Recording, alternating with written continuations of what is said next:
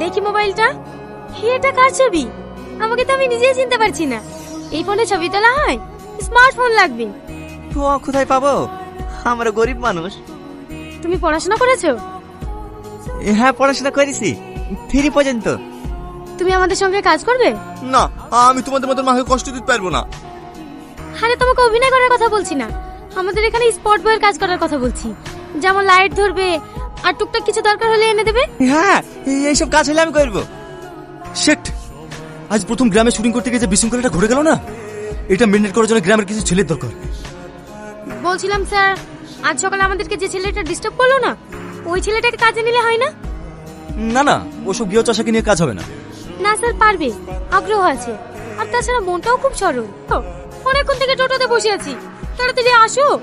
এখানে মানে আমি তোমাকে বাড়িতে তন্ন তন্ন করে খুঁজে বেড়াচ্ছি, আর তুমি এখানে সেজে গুজে কি করছো?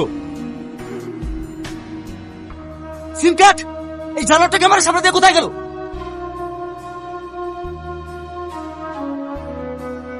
এই চাষা, সিন চলাকালীন তুই কেন গেছিলি? আমি তখনই বলেছিলাম এরকম চাষা বসে লোক কাজ করতে পারবে না, শুধু তোমার জন্য কাজে নিয়েছিলাম।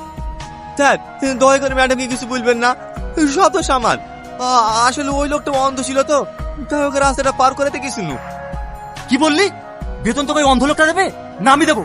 আজ থেকে তোকে আমি যেটাই বলবো তোকে সেটাই শুনতে হবে, আন্ডারস্ট্যান্ড? আমার জন্য তুমি বারবার অপমান হয়েছো, আমি আর কাল থেকে কাজে আসবো না। কই অপমান হচ্ছি? আমি বলছি তুমি কাল থেকে কাজে আসবে। আজ ডিরেক্টর সাহেব না তোকে আবার অপমান করবে। কেন রে ভাই, আমি আবার কি করবো? এই যে মেয়েদের মতো সাহেব পরে আসিস, আমাদের মতো প্যান্ট পরতে পারিসনি? সত্যি কথা বলতে কি জানিস ভাই, আমার একটা আছে, কিন্তু ওপরে থাকতে পারিনি, তাই লুঙ্গি পরে আসি।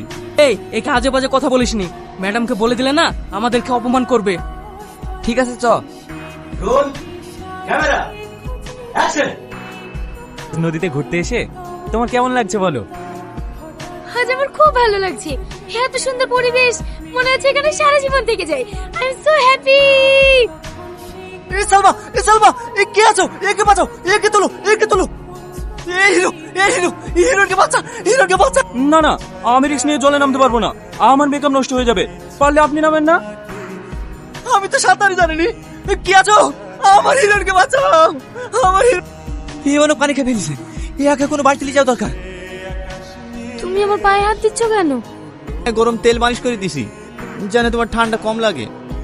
ওকে ওর কাজ করতে দাও মধু, না হলে তুমি তাড়াতাড়ি সুস্থ হবে না।